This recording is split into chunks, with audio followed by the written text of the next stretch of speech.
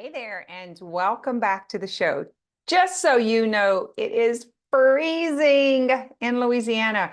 My car was here at work with me yesterday, and I left about 7:15 last night and didn't realize it had been drizzling, and I have this big, thick chunk of ice across my windshield and on the porch in the steps. It was a little scary getting out of here.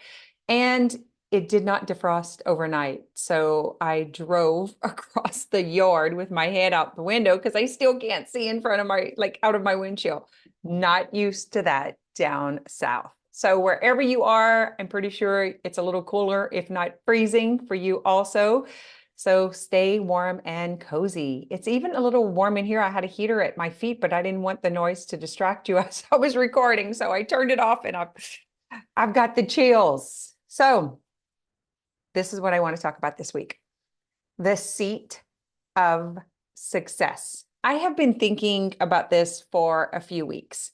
I'm going to tell you a little bit about what I'm talking about and how it might show up in your life and then what to do about it. Does that sound fair? So the seat of success is when you're in the position of like receiving. So you've had the idea, you were in belief, you took action, and then you started getting traction and you started getting results, and then something happened. Have you ever experienced that before? Maybe you start putting some ads out or posts or emails and you start getting some attention, and then it's almost like it just suddenly disappears. Do you think that's like a mystery? Because let me tell you something, we create that. The same way we created the traffic, we also create the pause. I know, right? So the seed of success is how to have, hold, contain, like how to keep the results. So first you have an idea. I think this is something that can help other people. I believe that this is a service that could provide something that someone is looking for, right? That's how we get into the business to start off with. We have an idea, and then we have to get ourselves in belief. We have to sell ourselves. We have to convince ourselves it's important. People are going to want it. It's going to be so fun. I want to do it. It's going to be fun to get a return on this idea. Like all of that has to happen first. So the riches begin with a thought. That's the beginning. Then we have to take action. And what I called align action is when you have the idea and the belief that you can do it with the action that you take. So all three of those components are moving through at the same time. A lot of times, a lot of people, especially new practitioners and coaches and business owners, have an idea, and then you get unsold on the idea when someone tells you no, or when your family and friends don't approve, or someone doesn't understand you. They're like, that's a terrible idea. No one's ever going to buy it. You're crazy. They unsell you. And it happens so often you don't even notice. We get unsold when someone else doesn't believe the way that we believe, unless our belief is solid, unless it is anchored in your driver, unless it is like that vision is locked, sealed, protected, like you have it on guard the same way you would an infant. Imagine you just had this brand new baby and you are protecting it from the world. You're protecting it from someone who might hurt it. You're protecting it from the wind, from the cold. Like your job is to protect this infant because it can't protect itself yet. It isn't strong enough yet. It doesn't have the skills to do that. Well, your belief is the same way. So you have the idea, you have the vision, you know, like you can see the future with it. And then the belief has to come from a seed, from some kind of wanting or desire that's inside of you. And you have to grow that so it consumes you. You have to be completely sold, guys, because there are so many naysayers out there. There's so many quitters. There's so many normal people. There's so many settlers that don't understand you. They don't see the vision you have. They are not creatives. They are not daredevils. They're not here to break the norms and create something new or bring something new into the world. They're not you. And I see this as throwing diamonds to the swine. So you have this beautiful gem, this idea, this belief, and you just walk by the pig pen and you just throw it and they just stomple all over it. They don't see the value. They don't understand it. They don't believe it's anything important or relevant. They just stomp all over it. They might even chew on it and then poop it out. That is what a lot of your family and friends do. And it dilutes your belief and it unsells you. So you have to be aware of it. So the seed of success is how can you contain the belief long enough, think about be, do, have. How can you be in belief? It's your beingness. This only requires you, by the way. No one else has to believe you at this point. And then the doing, that is when you show up and you take the action and you trip on your own feet and you put up posts that suck and you get declined and you get denied, but you keep doing, you keep doing, you keep doing, you keep doing. You're like that infant that is now learning how to crawl, right? They're kind of pushing back and forth. They're falling. They're growing their muscles. They're a little wobbly. They're weak. They keep falling. That's happening in the do part. So the infant grows into this little toddler, sees other people doing this thing that it doesn't know how to do yet. It believes it can do it too. It starts to take the action. It stands up. It holds on to the sofa, right? It has support. You got to do that for yourself. You got to anchor that in yourself. I believe I can walk. I can believe I can walk. Do you know any children that did not continue believing they could walk? See? The problem is we think it's different when we're an adult, but it's not. You have to be wobbly. You have to fall down. You got to get back up. You got to rock back and forth to take off. All of that stuff to happen. You have to hold on. You have to anchor to the sofa, to the table, to the belief, to your mom, to your dad, whatever it is. You have to anchor and hold on until it's strong enough to go on autopilot. And sometimes that takes 3, 4, 8, 10, 12, 20 years. In my case, 20 years. I've had this vision over 20 years. And then, so that's be, and then do is the rocking and the walking and the holding on. You do it even though someone else says you can't do it. Can you imagine if you looked at your 11-month-old and said, "Stop it, you little dummy. That's a stupid idea. Of course you can't walk. You'll never walk." Like, would you do that? Well, don't do it to yourself. Okay?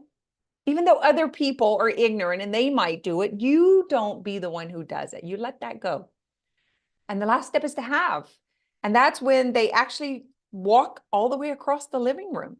It's when you start getting the results, when people start paying you, when you start getting an overload of clients, and then you got a new problem. That's a having part. Can you have long enough to create new problems? Because as soon as that kid starts walking, they are creating new problems. You're carrying it around. You're like, "Oh my God, I can't wait till she can walk." And then here she is. She starts walking. You believed long enough. You supported it long enough. Now she's walking. What's the new problem? My God, she touches everything. She falls off the porch. She takes off without me. She runs in the store, right? Creating new problems are a good thing. It means that you are growing. So the having is to continue to believe that you can walk, to continue to believe that you can create more business, that you can help more people, that you can create more impact, that you can offer more products. Like, oh, if I can do this, I can do this too. Oh, now that I've learned how to do this, what if I did this, right? Think about the child, learned how to walk. Now it's going to run. And then what? Maybe go to tumbling class, maybe play basketball. Like, what else can I do? I wonder what else I can do. And then we start like to use our brain. We get in school, we start creating things, masterpieces. We start art projects. I wonder what else I can do. it is human nature to grow and evolve. It's only limited perceptions that have stopped you from believing that. So the be, do, have cycle is believing and being in the belief, doing and take the action before you get the results. So a lot of us think, well, if they answer the post, if they give me the money, if I get the clients, if I get the results, then I'm going to be able to. That doesn't work that way. You got it out of order. This is like universal policies and principles and processes and laws. Okay. You can't break them. It's always been this way. It'll always be that way. You can look at puppies, you can look at plants, you can look at gardens, you can look all around the universe, and you will see it is how creation works. So don't go against it, go with it so that you can sit in the success, the seat of success, to contain it. I call this havingness, the ability to have without checking out of it. I was talking to one of my mentors last week, Brooke Castillo at the Life Coach School. And I came on and we were having a conversation about success. And I told her how much her success scared me because I hear all the negativity. I hear all like people talk shit on Oprah or on anybody that is in the public view, you're going to be talked about. And how much that has scared me when I see successful people like being talked about, being put down. You know, it's like, it's all about the money. They don't, blah, blah, blah, blah, blah. You know, it's like, they just want to do that. You hear all of that stuff and they unsell you. They unsell you on your bigness. They unsell you on your belief because you're afraid that happens to you. But anyway, when we were talking about this, she was saying, you know, I think it's more prominent for women because men just celebrate their success. It's like expected, right? The more money they make, their high five, the more clients, they actually compete and laugh at each other. But women are so insecure and they just like put each other down and they don't celebrate your success. That's why I created Boss Up, because I wanted a room where we not only celebrated success, we expect success. Like, yes, let's get more of it. Like, why settle? So, because I wanted that room for myself. Anyway, when Brooke and I were talking, she was saying how our nervous system gets dysregulated. It's like we're taken out of like our norm of like being the caretaker, the nurturer, and belonging. We're like the one that like holds the relationships together, right? And we nurture and we care for our children and our people. It's like in our brain. And so when you're exceeding others, especially other women, and that success is happening, you really have a hard time having and contain it because your nervous system starts firing off and your brain's like unsafe, unsafe, unsafe. They'll hate you. They're not going to talk to you. They're going to talk shit on you. Here he comes. You better watch out. They're going to leave you. Right. And I was like, that is so true. It's such a big reason why I have been afraid of bigger success, because it has happened. It's happened on a small level. And so I try to protect and prevent it, or my brain is telling me you should protect and prevent that from happening again, because you're going to lose all of your friends. No one's going to talk to you. Your family's going to hate you. They're all going to unfollow you on Facebook and no one is going to your funeral. Like, those are the stories that come out of my head on a regular basis. And then I realized I was talking to someone, I think it was Marianne Winiger, who's, I've got several what you call them? Mentors, by the way. Luckily, I feel very, very fortunate that I have great mentors. And she was like, well, you are in it alone. We all are. You are going to die alone. That is true. Like, even if you die amongst other people, you're still like, this is a personal journey. And Brooke also said the same thing. She said, not doing it like creates more suffering. Not being successful, not getting what I want, not doing what I want is more painful. And, you know, she says, no one could be meaner to me than I was to myself. And so I'm willing to let people say that and do that, because it's not any worse than what I told myself most of my life until I realized I didn't have to do that anymore. And I feel like that is so true. I am so mean to myself. Like, would you talk to an infant the way you talk to yourself? Would you talk to a 3-year-old, your niece or nephew or neighbor, the way that you talk to yourself? about why you keep falling down. Why don't you just like pick that up? Why do you keep doing that? Like, why do you keep fucking up? Like why would we do that to ourselves? We hear ourselves, we hear everything that we're saying and doing. So back to the seed of success, when you do get that first taste of success, whatever that is to you, maybe it is the healed relationship. And then the minute there's an argument again, you're like, oh yeah, I knew that would never work. I knew that couldn't stick. Of course, right? If you catch yourself saying stuff like that, then know that you are out of the seed of success. Your nervous system could not regulate to having. There's something in your system that has a, I would more a worthiness issue. Like, it's okay for me to have, I'm good enough to have.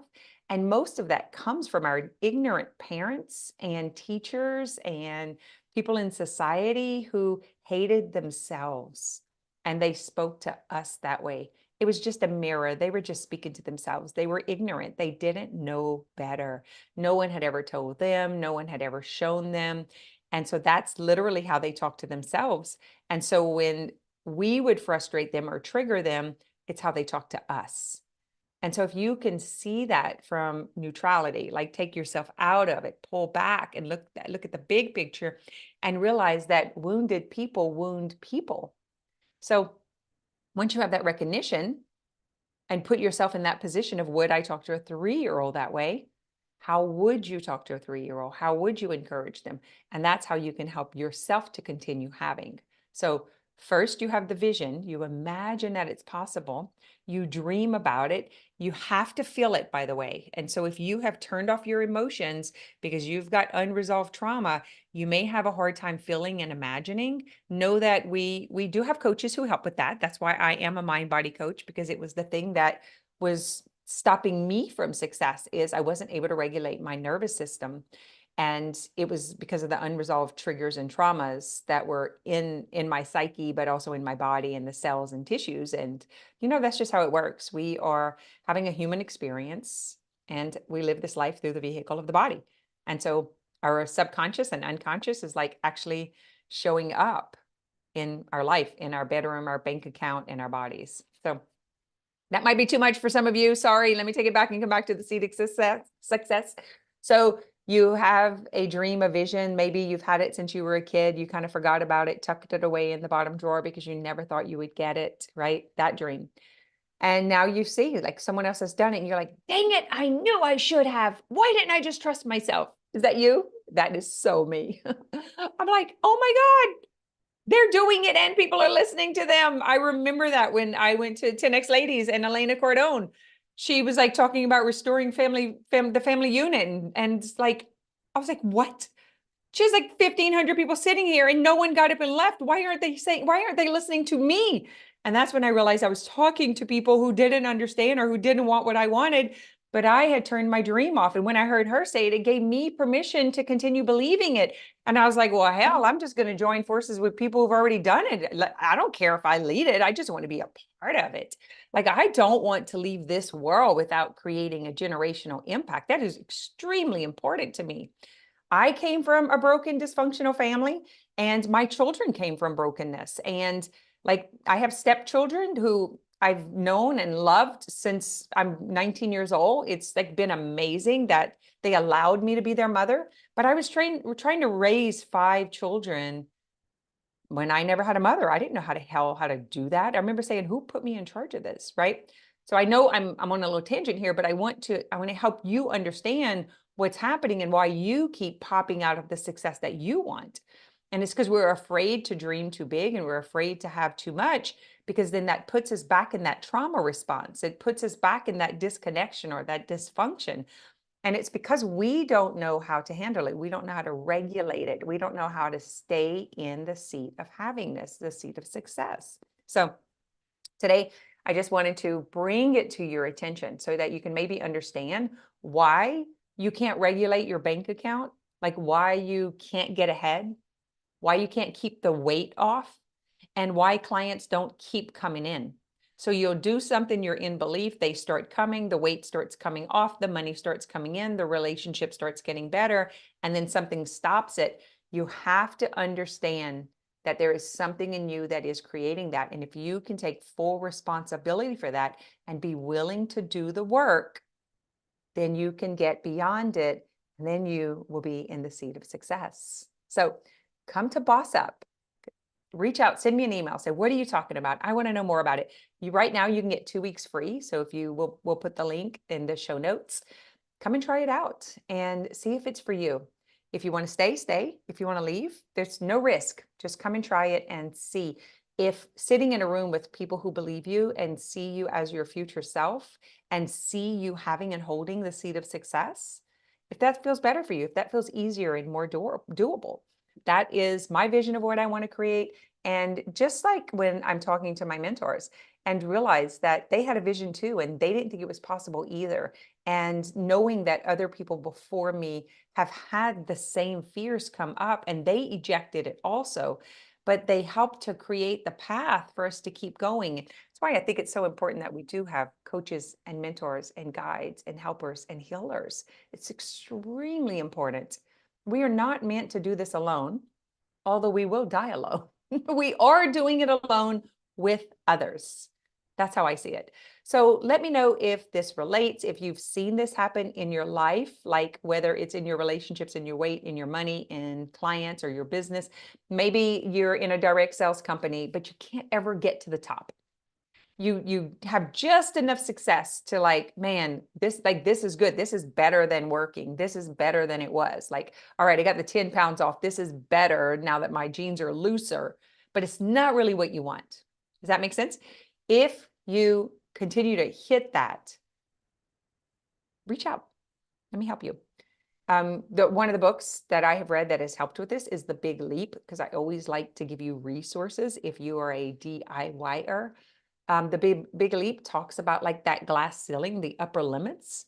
And what'll happen is you might get like $2,000 in the bank and you're like, okay, I got a little nest egg. I want to grow it to 10, but you never get beyond, like you get close and then something happens and you think it's life, but I'm telling you, there's something in you to the degree that you agree you're not worthy of having it. It's not safe to have it. That is what's happening. And then you're creating that. And I know some people think that is retarded, but it's true. It is not retarded. It is how it works. These are laws, principles, what spiritual laws. Like we are spiritual beings. We are here on soul purposes and assignments. And we're having an experience in this material world that we can have it be good or bad, however we choose, however we believe. And I'm not going to argue with you. So if you don't agree, just don't share the podcast and don't talk to anyone else. But if you do want a better life and you do agree that maybe there is some truth here for you, then take the next step, come a little closer, share it with someone if you feel like it's something that you want to share. Or better than that, don't share it with anyone and take care of yourself. Do it for you, because that's another habit that has to do with the seed of success. Is you read a book, you get a concept, you get some kind of aha, and then you can't contain it. You got to go tell everybody else, and then they all reject you. And yet cycle continues and continues. And it's your inability to have. I talk to my clients about this all the time. We will have these very deep, intimate sessions, and they're like mind blown. And I was like, go and tell no one. Even Jesus said that, go and tell no one, because they will take your belief away. And if they take your belief away, they take you out of the seat of success. And so some people think that's a cult. They think it's control. They think it's, yeah, whatever. I love control. I want to be in control. I want to control my own belief. I want to control the fact that I can stay in the seat of success. I want to control my mind. I don't want anything coming into my mind that is going to unsell me or put me in disbelief. So I don't want to hear what's going on the TV. I don't want to hear what's going on in social media. Say whatever stupid stuff you want to say. I don't have to take it into my brain. I realize that this is like an infant up here. It's so fragile and innocent. It is so open. And you guys really need to understand that if you want to create something else in your life, you're going to have to do something different. You're going to have to believe something different in order to have something different. But it starts with being. So think BE, belief. Doing is the action, be, do. And have is a whole nother process. And there's several steps to first receiving it. Some of you shut it down. You can't even receive it. You can't even hear it. I know, because I work with some of you and you cannot even hear my belief in you. You're in such denial of your own brilliance that you can't hear it because you're so used to hearing whatever the crappy thought was whenever you were younger. And then you continue the dialogue and you continue attracting relationships that keep telling you that. And now you won't believe someone who believes in you. It's sad, but it happens. But if you can be aware of it, it'll be uncomfortable, but then you'll open yourself to be able to receive the compliments, to be able to receive the belief, the excitement, the possibility, the potential. It's a beautiful thing, but it does feel like death because you've got to die to what is not true. You have to die. You have to unlearn. And it feels like you're giving up it's like you're kind of giving up your identity. This is how you reinvent yourself, basically. It's totally worth it. But just so you know, I had a lot of uncomfortable years in order to get here. And now that I'm here, ain't nobody taking it. I'm going to sit right here in the seat of success. I'm going to hold and I'm going to have. And when I bounce out, I'm going to make sure that I have the tools and that I use the tools and the communities and the mentors and the people who do believe to strap me back down. And so buckle up, Buttercup. Put your seatbelt on so that you can stay in the seat. It's going to be uncomfortable. You're going to fight. You might scream and holler. You might break out. You might have all kind of physical conditions start showing up in your body, but you just stay there and you will acclimate. Your nervous system will acclimate to receiving, to having, to holding, to containing, and you will get what you want. But you have to be committed. And you have to be disciplined. And you got to quit jumping out of the seat and go crying back at the non-believers. You got to quit going back to that pacifier. You got to quit going back to hiding and being a victim and screaming about it and blaming other people. You got to come back to the seat, put in the strap, take responsibility for what you're creating, find some support, people who have the ability to receive, to believe in you. If you're talking to people who don't believe in themselves, how can they believe in you, boo? You know what I mean? All right. Have an amazing week. I'm going to get out there and go find some more bosses to interview. If you happen to be over 6 figures, 7 or 8 figures, and you have done something amazing in the world, you are a business owner, you're an investor, maybe you have the welfare to wealth story. I would love to hear from you. Send an email. If you know someone who you would love to hear being interviewed on the show, then send me their name, information, or ask someone on their team to reach out, because I am currently looking for more people to interview that have bossed up.